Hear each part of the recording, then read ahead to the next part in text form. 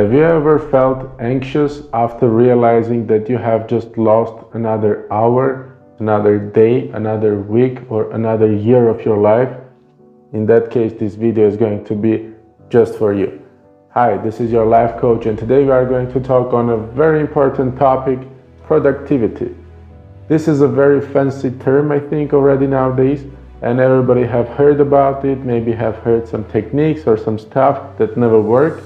I'm going to explain why it's important actually, and why sometimes it doesn't work, and how to carefully approach this topic, because it's a very important one, and it's not a difficult one, because people tell you some difficult techniques that are really difficult to stick to, and you sort of feel after the first 2 days that you're not ready really to go with this for a long time, and you just give it up and forget about it, and then you have this negative approach already to such words like productivity and other stuff.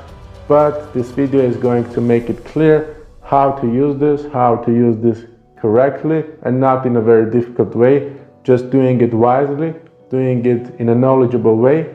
And for this you need just a little education that this channel is providing you on a regular basis. So you can hit the like button and subscribe to this channel.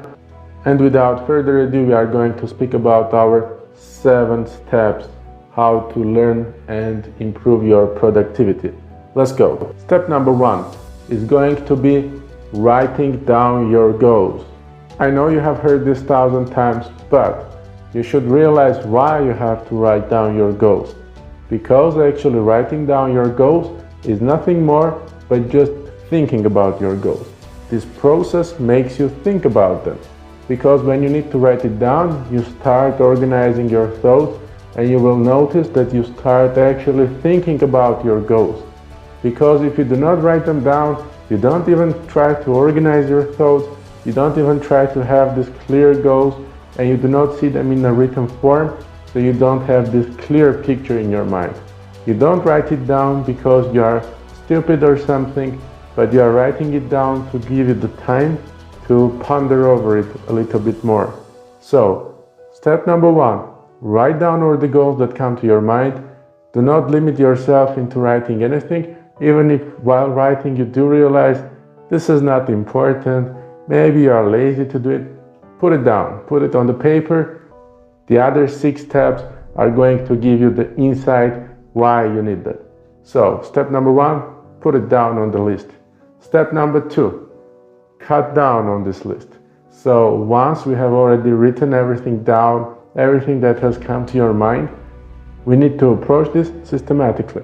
We divide all these goals into 2 categories, just 2. Very important, not very important. If you have these 2 categories, very important, not very important, and once you have these 2 categories of important tasks and not very important tasks, the next step is going to be deciding on which 3 important tasks you want to keep on your list, and which 3 not very important tasks you want to keep on your list. That's it. You have to summarize everything into these 2 things: important 3 tasks and unimportant 3 tasks. This is going to be your to-do list for a day. This is very important. We stick to this, and now we move to the step number 3. Step number 3 is going to be a bit surprising. Stop multitasking. Stop it. Do not do it, please. Multitasking is for some sort of superhumans who are very talented in this, who really have this innate flair to multitask, to do a couple of tasks at the same time, productively, carefully, without any errors, without burning out, without going crazy. It's a really rare talent. Stop it. I do not have this talent, and I don't care, because I have stopped multitasking for a long time now. You don't need that. Multitasking actually, according to some research, decreases your productivity if you are just a regular person just like me from 30 to 50%. You do not need that. You are just going to lose more time as a result. So stop multitasking and keep your focus and attention on only one task while doing it. It's going to be much better. You are going to feel much better as well, because you will just put your attention into one place. I'm doing this right now, and I'm going to do it with joy, and I'm going to do it with all the capabilities that I have. So I'm really going to nail it. Your approach would be like that. Stop multitasking. Step number 4. Step number 4 is very interesting. It's going to be learn new technologies. Yes, you got it right. Embrace these new technologies. Why it's so important to have this new technology knowledge? Because this is the 21st century. We have everything already created, all the necessary tools, all the necessary applications, all the necessary devices.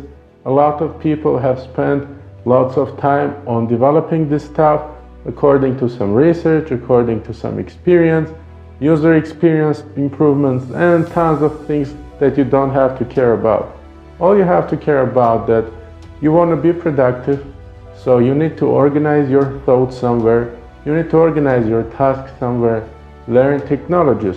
What is the best application to have on your phone or in your computer, where you can put down your ideas, so you can check back later what you have done, what you haven't yet done, what you can tick off, what you can just leave it there, and many other actually applications and stuff that can help you to be more productive.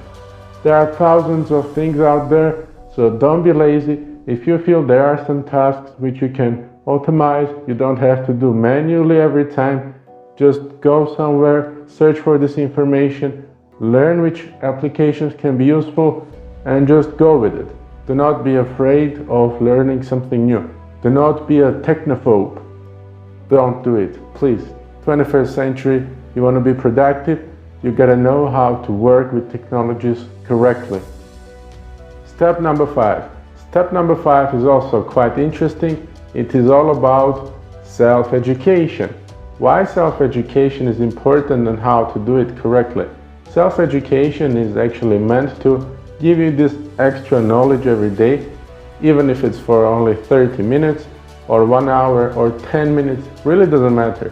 It just should be systematically. For example, if you have some goals of becoming a very successful guy, just a top businessman or someone, so which knowledge in addition can contribute to your goal? Knowing some psychology, knowing some philosophy, knowing some other topics in communications, in stuff like that, many other different soft skills. So if you really want to improve yourself like a person, not just a narrow specialist, which is a great thing, just having that extra little knowledge every day is going to give a big boost to your overall knowledge. You as a well-rounded person are going to be much stronger and much more competitive. Even if you dedicate 1 hour every day throughout 1 year, it's going to be 365 hours, and it's a lot of time to learn something new, some huge aspect. You can cover it really well, really thoroughly if you do it well. Just dedicating 1 hour to self-education. If you don't have this time, dedicate 10 minutes. That's also fine. That's also more than nothing. It's going to end up something like 60 hours. That's also a great time to learn something new in some aspect which is going to help you. Do not forget that besides your main stuff, there is a little self-education needed for everyone. Step number 6, and honestly my favorite step in productivity topic, it is saying no. Yes, you heard it right. Saying no to anybody. Not to yourself, but to anybody. And maybe even sometimes to yourself, but that's a different topic. What doesn't mean you have to say no?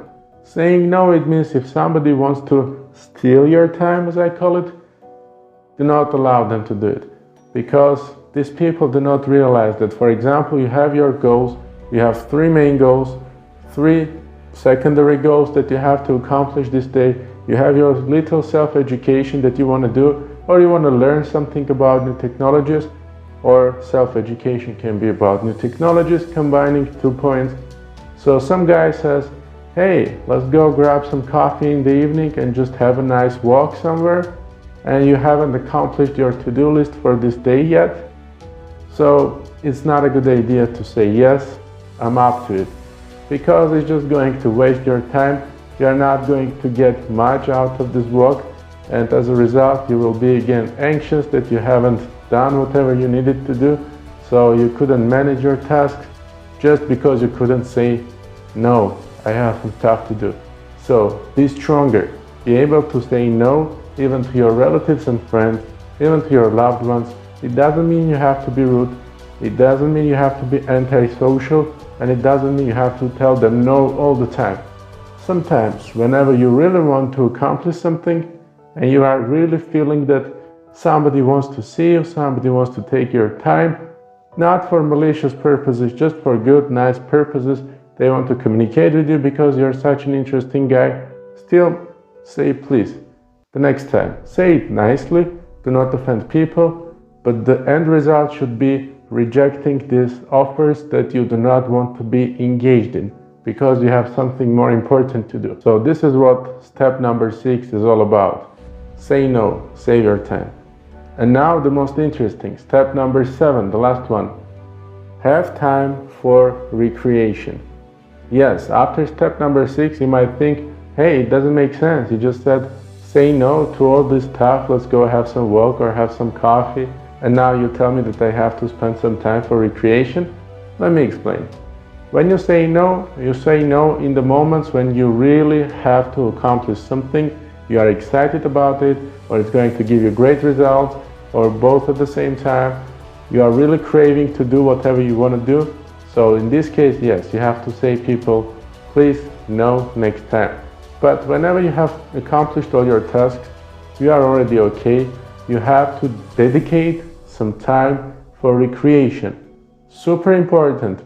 It's so important that sometimes for myself, from these 3 goals, one of them I write, have some recreational activities. But I write it specifically.